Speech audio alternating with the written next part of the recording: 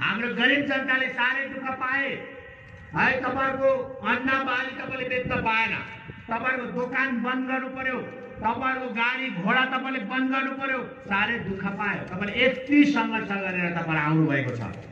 अब समुद्रदेखि समुद्रमा डुब्नु, समुद्रको बीच डुब्नुदेखि तपाईहरु बाँचेको छ। सुन्नुहोस् है, समुद्रको बीचमा डुब्नुदेखि तपाईहरु बाँचेर अब किनारामा आइपुगेको छ। तर समुद्र छोडेको छैन तपाईहरुले। सुन्नुहोस् है, किनभने कोभिड-19 पूर्ण रूपले सकेको छैन। अहिले सिक्किममा 100, 150, 200 टेस्ट गर्दाखेरि 2 जना 3 जना हुँदैछ। छ अहिले पनि, छैन हैन, छ। त्यसले गर्दा अहिले पनि म भन्छु, जबसम्म यो पूर्ण रूपले सकिँदैन, कोभिड-19 खतम हुँदैन, तबसम्म तपाईले मास्क लाउनै पर्छ। र यत्रो समुद्रको बीचबाट डुब्नुदेखि तपाईहरु बचेर किनारामा आइपुग्यो। अब किनारामा आएर चाहिँ हामी डुब्नु हुँदैन है, किनारामा आइपुगेपछि डुब्नु हुँदैन। त्यसले गर्दाखेरि जबसम्म है पूर्ण रूपले भ्याक्सिन तपाईहरुले लाउँदैन या भ्याक्सिनेसन हुँदैन, तबसम्म चाहिँ तपाईहरुले मास्क लगाइदिने अनि हात धुने अनि नचाहिँदो जग्गामा नजाने, भिडभाडमा नजाने तपाईले काम गर्नु होला है। यो तपाईलाई म आह्वान गर्न चाहन्छु। अनि तपाईलाई थाहा छ, भारत सरकारले, हामी भारतीय भएकोले गर्दा आज गर्व पनि गर्नुपर्छ, किनभने हाम्रै भारत देशमा बनेको 2वटा भ्याक्सिन आज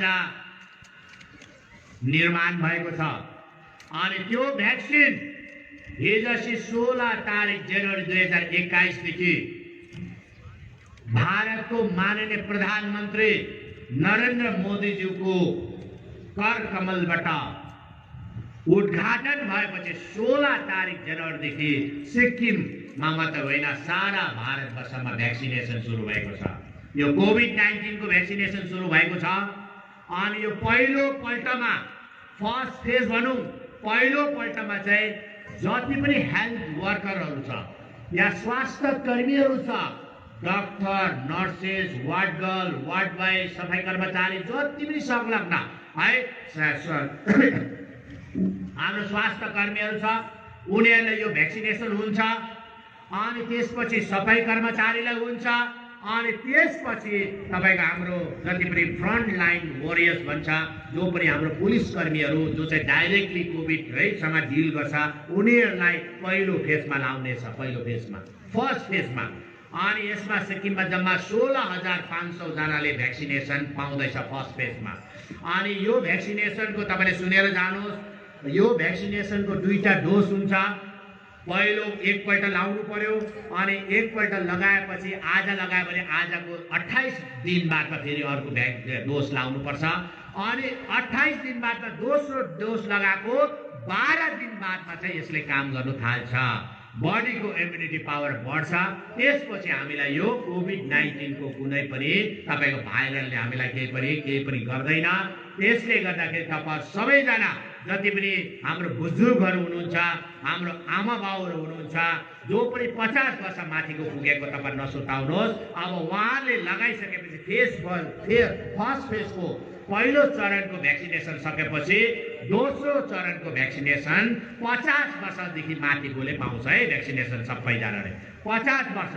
र हामीले तपाईले नसोच्नुहोस् उनीहरू त मुख्यमन्त्री हो, उनीहरू त मन्त्री हो, उनीहरू त विधायक हो, अस्ति लगाएर भन्छ, लगाएको छैन, हामी कसैले लगाएको छैन। किनभने पहिला चाहिँ खालि स्वास्थ्य विभागमा काम गर्ने, हेल्थ डिपार्टमेन्टमा काम गर्ने, अनि तपाईको पुलिस डिपार्टमेन्टमा काम गर्ने सफाई कर्मचारीले मात्र पाउँछ, 16,500 ले पाउँछ।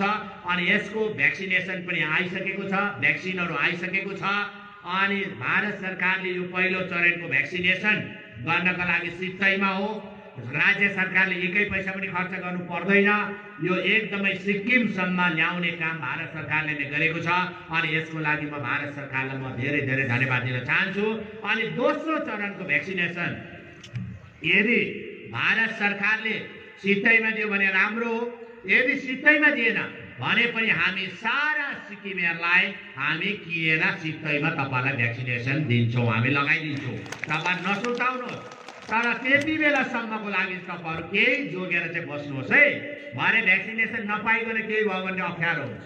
यत्रो 1 वर्ष बस्यौँ, कुद्दा कुद्दा घर थुनेर बस्यौँ, टाढो भागेर बस्यौँ, मास्क लगाएर बस्यौँ, कसैको त बिहा नै टर्यो, कसैको मरौको काम पनि टर्यो। त्यस्तो स्थितिमा तपाईँहरू आइसकेको छ।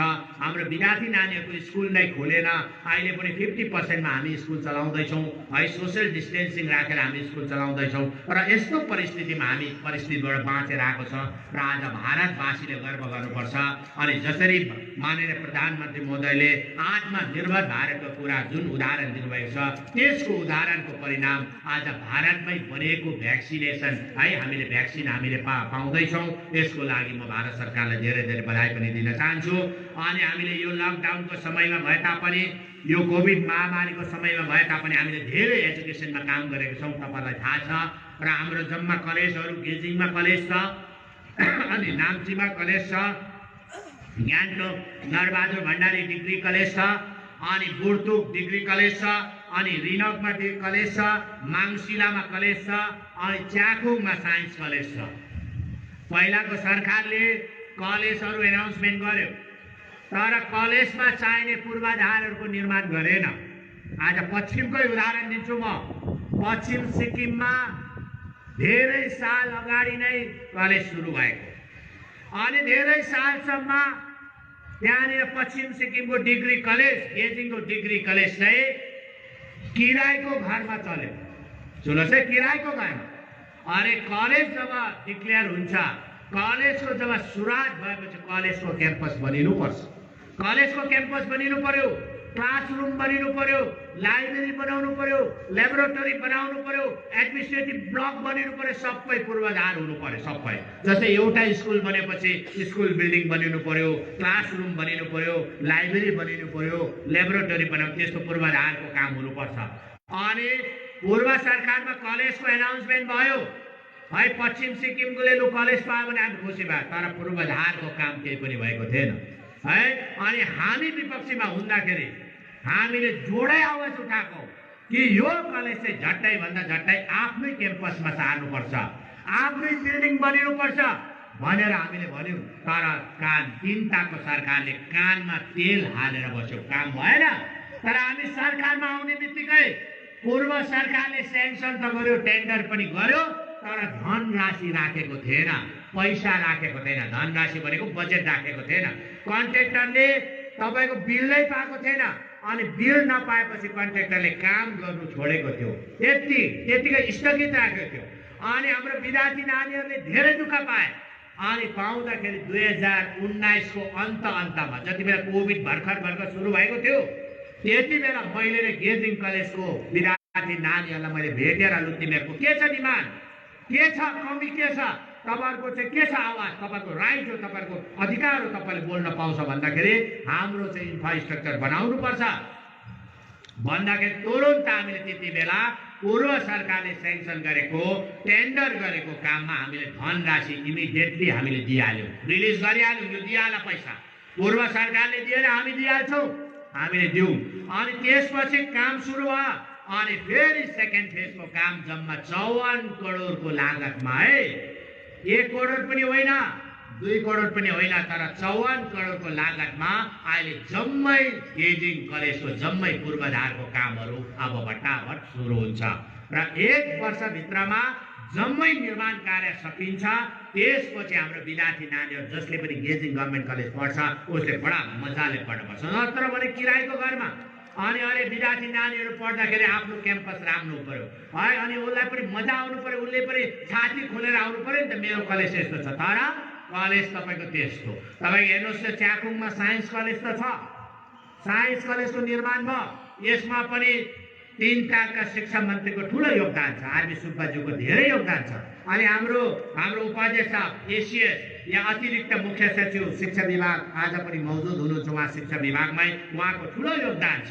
अनि सुरु त गर्यो साइन्स कलेज, तर म जति बेला विधायक थिएँ च्याखुङको त्यति बेला एउटा सेड्युल कास्ट भवन बनाएको थियो हामीले, सेड्युल कास्ट भवन बनाएको, त्यो सेड्युल कास्ट भवन अनि डेरामा चलायो। हेर्नुहोस् लु, साइन्स पढ्ने स्टुडेन्टले जबसम्म ल्याबोरेटरी हुँदैन कसरी पढ्ने, जबसम्म लाइब्रेरी हुँदैन कसरी पढ्ने, पूर्वाधारको काम भएन। अनि जमिन लिने काम भएन, अरे कलेज बनाउनुको लागि जमिन लिनु पर्यो, सरकारको इच्छा शक्ति हुनु पर्यो, गर्छु भन्ने विचार हुनु पर्यो। तर त्यसै फ्याक्टै डिक्लेयर भयो भन्यो अनि नानीहरूले दुःख पाए, कोही बेला तपाईँको ल्याबोरेटरी नहुने, कोही बेला क्लास डेरामा जानुपर्ने धेरै समस्या थियो। र हामी सरकारमा आउने बित्तिकै 7 एकड़ जमिन सरकारले लिएर प्राइभेट जमिन ल्याऊ। अझै पनि हामी 5 एकड़ भन्दा ज्यादा जमिन लिँदैछु र जम्मा 32 एकड़मा सोरेङ साइन्स कलेजलाई बढोत्तरी गरेर अब सेन्टर अफ एक्सिलेन्स भनेर हामी निर्माण कार्य झट्टै भन्दा झट्टै सुरु गर्दैछ। यसको जम्मा 800 करोडको लागतमा यसको टेन्डर पनि भइसकेको छ अनि सरकारले यसको धनराशि पनि छुट्याइसकेको छ। यो एउटा उदाहरणको कलेज हुन्छ। यो खाली साइन्स कलेज होइन, यो एउटा रिसर्च सेन्टर हुन्छ।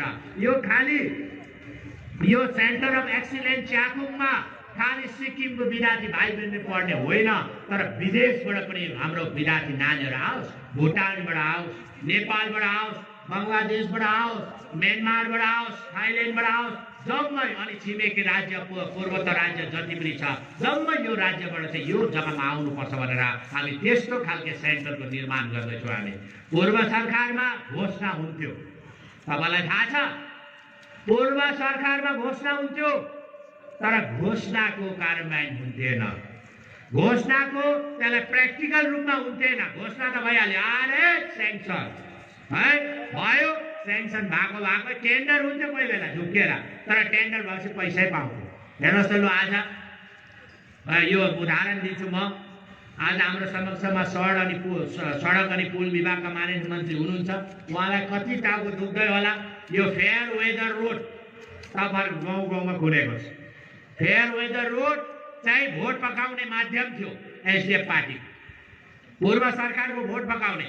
चुनावभन्दा अगाडि तपाईँहरूको प्रत्येक गाउँ गाउँमा फेयर वेदर रोड खने है। अनि कस्तो एग्रिमेन्ट गरेको रहेछ भन्दाखेरि रोड दिने तर जमिनको पैसा नदिने भनेर एग्रिमेन्ट गरेको रहेछ। हेर्नुहोस् त, लु जनता मरेन भन्नुहोस्, जनताको जमिन भयो तर पैसा नदिने भनेर एग्रिमेन्ट गरेको। अनि फेयर वेदर रोड खन्यो तर एकै पैसा धनराशि पनि नराखिकन टेन्डर गरेको थियो। र आज हामी सरकारमा आउने बित्तिकै यति साह्रो प्रेसर छ। हेर्नुहोस् भाइ बहिनी, हाम्रै सिक्किमे भाइ बहिनी त्यसको काम पाएको छ। गाउँको भाइ बहिनी सरदारहरू बनेको छ तर उनीहरूकोमा धनराशि थिएन। तर हामी आएपछि अहिलेसम्म 40 करोड रुपियाँको धनराशि हामीले पेमेन्ट गरेको छौँ। आजै हामी गर्छौँ। पूर्व सरकारमा हुन्थ्यो तर चुनावको मुखमा हुन्थ्यो।